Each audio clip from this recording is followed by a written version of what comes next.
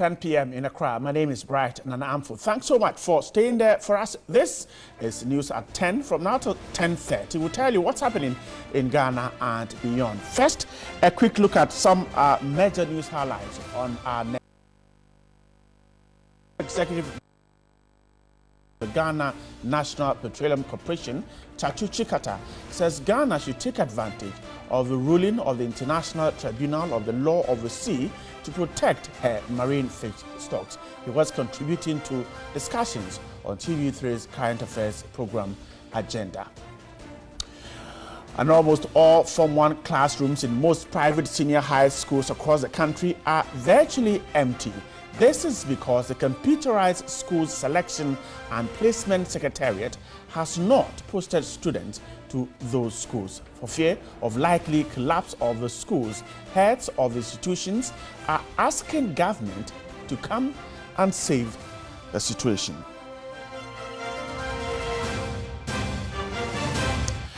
And President Nana Addo Dankwa Akufo-Addo has called for intensification of efforts to end child marriage across the globe. Addressing participants at this year's Global Citizen Festival in Manhattan, New York, the president predicted that a female will one day become president of the Republic of Ghana.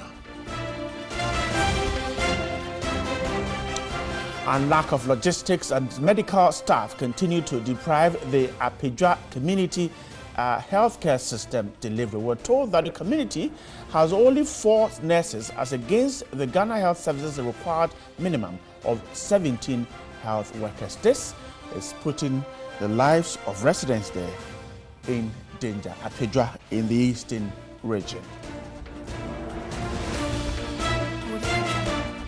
And finally, on the international front, Kenya's chief prosecutor has directed the Department of Criminal Investigations and the Anti-Corruption Commission to investigate election board officials over possible offenses in the invalidated August 8 presidential vote. Keriako Tobiko, the director of public prosecutions, also asked the 2 agencies to examine allegations that 2 senior position officials gained illegal access to servers of the Electoral Commission as the poll results were being tallied.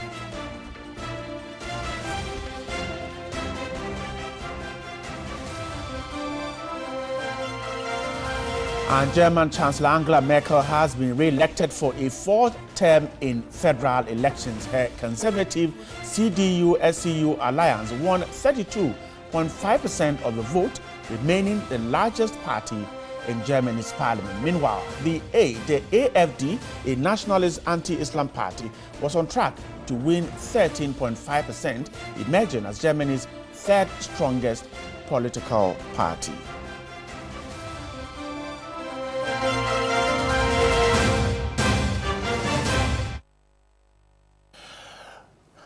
Thank you so much for saying that. This is News at 10 and we're starting right now. Now, legal practitioner and former chief executive officer of the Ghana National Petroleum Corporation, Chachu Chikata, says Ghana should look beyond oil and gas exploration and take advantage of the ruling by the International Tribunal of the Law of the Sea to protect fisheries resources. He spoke on TV3's news and current affairs program Agenda. This is a decisive victory, I would say, for Ghana in terms of maritime territory, because essentially in net terms Ghana actually gains more maritime territory, especially as you go further into the deep water. Based its decision, as is known, Ghana was urging before the tribunal, we should begin to pay more attention also to our fisheries and the potential of our fisheries. Just as we invite investors from all over the world to look at that potential as far as oil and gas is concerned, I think maybe on the basis of this decision, highlighting the fisheries element of the jurisdiction that we now have in this area, we should pay more attention to that. And these are all important aspects of the sovereign rights of nations. You know, being able to have access to maritime territory for fisheries, you know, is very vital, and we do have a great tradition of fishing in Ghana. We should look at this more beyond the oil and gas sector.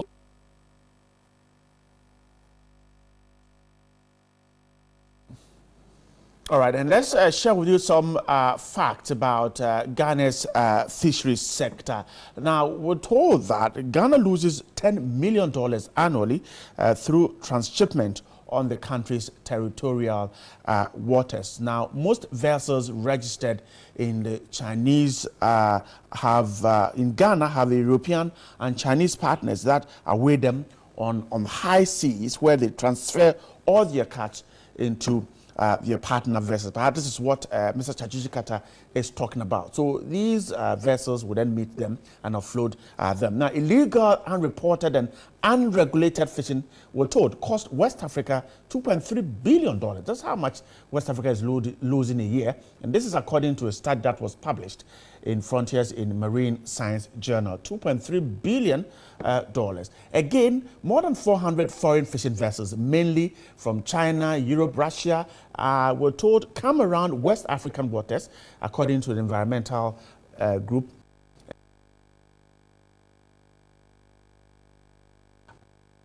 In our waters here. So those are some facts about how much we're losing as a country and perhaps West Africa. Let's stay on this issue. Kamaldeen Ali is the executive, Dr. Kamaldeen Ali is the executive director at the Center for Maritime Law and Security Africa. It's also at the Ghana Armed Forces Command and Staff College. He joined me on the phone line. Grateful for your time tonight. But let's begin from here. Now, what does this mean for the fisheries sector? Mr. Chachuchi is suggesting that we take advantage of the ruling and protect what we have. Perhaps he's hit the nail right on the head. Yes, exactly. I would say so. The decision has implications for the broad interest that we have in the maritime space. We have a collectivity of interests, and one of those important or cardinal interests is fisheries. And where you have boundary uncertainty, there is always a lacuna in one way or the other that prevents you from effectively managing your fishery resources. What we can do is to derive the certainty from the judgment, to then ensure that we fully delimit our maritime boundary and able to exert the controls that are necessary in protecting our fishery resources. Of course, there are multiple factors that undermine the protection of fishery resources, but boundary uncertainty is one of them. I see. We have tried as much as we can to protect our marine resources. For instance, the Ghana Navy has been patrolling some of these waters. Is that adequate to protect what we have? The Navy certainly plays a very important role in this regard, alongside other stakeholders. In this case, the principal stakeholder being the Ministry of Fisheries, and this time Ministry of Fisheries and Aquaculture. But if you're asking of adequacy, of course not. It takes a lot of resources to maintain presence and security at sea.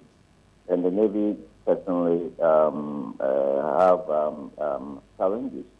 And broadly also in our governance of fisheries, we have a number of challenges.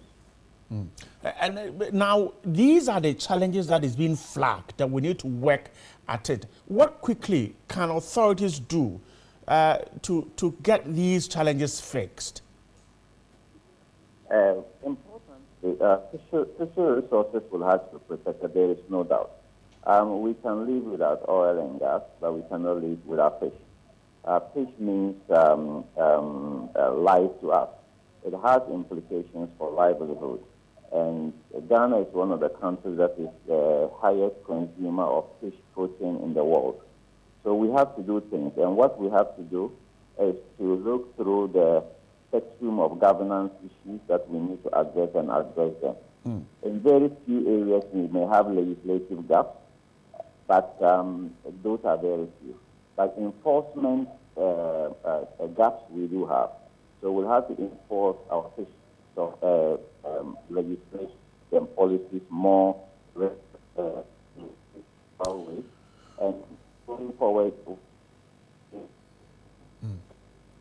All right, we're grateful to you. Dr. Kamaldeen Ali is the Executive Director at the Center for Maritime Law and Security Africa. He's also at the Ghana Armed Forces Command and Staff College. We're sorry for the poor quality of the phone line there. Now, let's shift attention to some other issues. Well, what's happening on the front? This news at 10. Stay with us. We're back in a moment.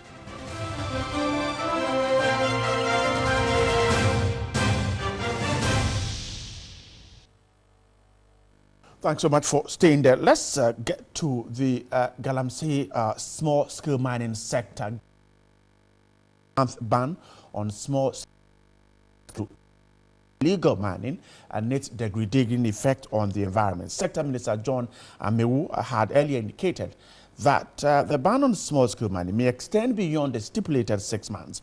This week, small-scale miners in the Ashanti region protested, calling for government to lift the ban. Exactly what are they asking government to do? Emmanuel Yerenchi Entry is the Director of Operations of the Ghana National Association of Small-Scale Miners. He's just joined me via Skype. Emmanuel, good evening. Grateful for your time. Now, government says it wants to sanitize the sector before allowing small-scale mining. The miners are insisting that they should be allowed to go and work. Is that what you are demanding?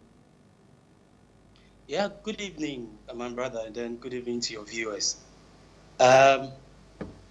What we are telling the government is very simple and plain, that there is difference between illegal mining and licensed small-scale mining. You know, under the Act, the Minerals and Mining Act 703, Act 2006, both large-scale and small-scale mining are licensed and regulated under this law. And so therefore worrying for the sector minister, who is supposed to know better, to place a ban on licensed small-scale miners for 6 months, and then we, because we are patriotic Ghanaian citizens, and also do appreciate the excesses in the sector, which are likely caused by illegal mining, we reluctantly agree to the 6-month ban, and we feel that now that the scheduled time for the ban is over, it is therefore important for government to show good faith and allow us to go back and do our legitimate business. We are in full support of government's idea of sanitizing the sector. We are ready to self-police ourselves. We are ready to self-regulate if the government would allow us and engage us. We are ready to make sure that the right thing is done in the sector, not only for the licensed small-scale miners, but also for would-be illegal miners. Because it will interest you to know that this water destruction or the water destruction that we have observed, that is very visible, has been largely caused by the illegal miners. And these are operators who are not regulated. There is no law whatsoever to regulate an illegality. And so it is very difficult to track these people. Therefore, it is important for government to partner with the Small-Scale Miners Association so that together with government, we can get rid of this canker of illegal mining. That is what is happening. That is what is causing Ghana. That's what is causing the destruction, not the licensed ones who have otherwise submitted themselves to government for them to be regulated. That is why we went for the license. Emmanuel, but isn't it the same thing government is saying, that let me sanitize the sector, and then once I finish, then all of us can start with, because the concerns, one of which is this, that you regulated small-scale miners are those who illegally engage in illegal mining. You get other people, you give them concessions to illegally mine. Is the government saying that we cannot get not even one licensed small-scale miner who is mining responsibly and doing things as the law requires? Is that what the government is saying? If that is what the government is saying, then I would say that both the Minerals Commission and the Ministry for Lands and Natural Resources have failed, and those institutions must be scrapped as well. But of course, that is not what it is. That's not what's on the ground. That is why it is important that the licensed small-scale miners are allowed to go back to do their work, and then the regulators will be empowered to do their regulation. Come on, how do you visit such untold hardship on Ghanaian entrepreneurs who are undertaking licensed small-scale miners because some regulator refuse to do their mandated job, who are also being paid with the taxpayers' money? And then you are visiting this hardship, this untold hardship on the licensed small-scale miner who otherwise chose not to do illegal mining, but rather go to regulate his or her activities. This is unfair and this is discriminatory. What has the engagement with the ministry been? Where your people protested, the ministry spoke about some training for your members. Started. Yes, the training has started. It was ongoing until the UMAT people resumed school, and so temporarily it was halted, and we have some assurance from the government that we will be continuing. But you see, it is important to also note that already the Small Scale Miners Association had signed an agreement with the UMAT, and as at this year, the UMAT has trained over 500 of its members on various forms of responsible mining. And that we are going, the syllabus that we developed together with the UMAT. And so it is not anything different from what we have been doing. Listen, it is important that we regulate this sector. It is important that we do responsible mining, and then we support it fully. And we assure the government that it should allow us to go back to work, that we will do responsible mining and self-police the sector. You see, the key word is self-policing. We've been able to police the sector, making sure that no illegal miner comes in there. And the government should support us with this direction, because we started previously, but we didn't get the needed support from the previous government. It is important that we get that support, and together we can sanitize the sector and make it one of the best for Ghanaians to partake business venture. Emmanuel, I'm grateful for your time. Emmanuel Yerenchi is the Director of Operations at the Ghana National Association of Small Scale Miners. They're talking to me on the ban on mining. Now let's move on. President Nana Addo Dankwa Akufo-Addo has called for intensification of efforts to end child marriages across the globe. Addressing participants at this year's Global Citizen Festival in Manhattan, New York, the president predicted that a female will one day rule the Republic of Ghana. The 2017 festival was aimed at encouraging world leaders to improve education, food security, healthcare, gender equality and sanitation worldwide. Addressing participants, President Akufo-Addo said he, together with other African leaders, are committed to waging war against gender inequality on the continent to ensure that the girl child and women alike get equal treatment as their male counterparts. I am committed to putting in place policies and programs aimed at improving the development of the girl child in Ghana. I'm equally committed to ensuring access to a minimum of senior high school education for the girl child in Ghana, a policy that has already begun to work. I'm also committed to mobilizing support towards ending child marriage in Ghana and in the whole of the African continent. Together we can achieve gender equality, empower the women and girl, and achieve the global goals of the Sustainable Development Goals. And one day, we're going to have a female president. The Global Citizen Festival was first held in New York City on September 29, 2012. The Global Citizen Festival is part of a movement to end extreme poverty.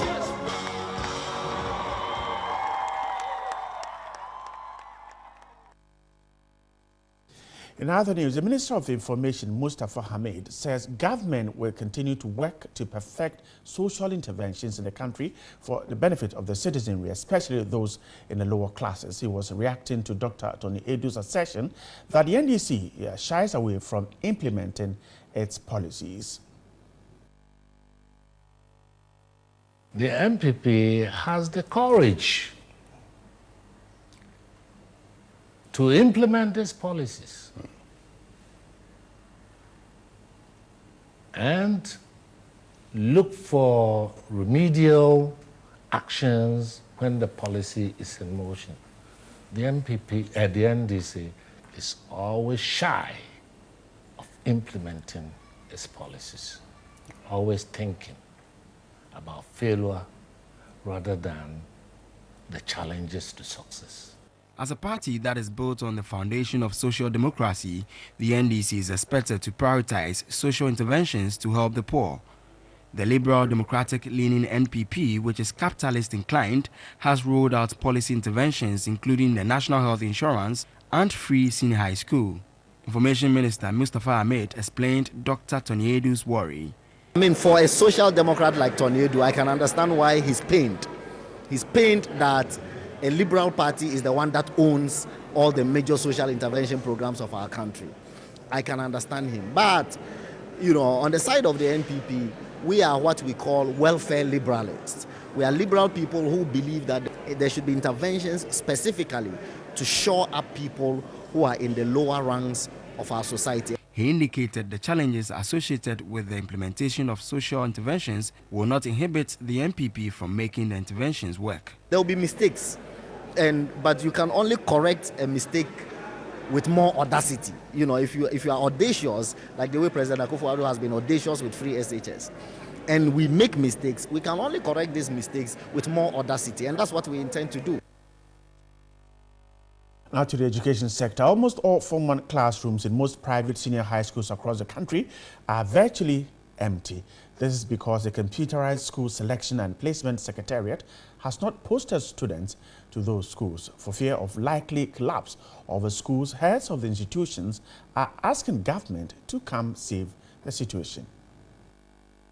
424,092 students qualified to be placed in the various senior high schools, as well as technical, vocational and training education service across the country. They constitute the first batch of students to benefit from the free senior high school policy introduced by government. While some public senior high schools are faced with the challenge of providing space for fresh students, private senior high schools are struggling to get students to occupy their classrooms. This is Nsanya Senior High School here at Kaswa in the Central Region. A year ago by now, over 150 fresh students were already on admission, but the same story cannot be told this year. Here, academic work for fresh students is expected to commence on September 25. However, as at Wednesday, September 20, only 18 students had successfully gone through admission. She was placed in a day school outside Accra, so I decided to bring her here.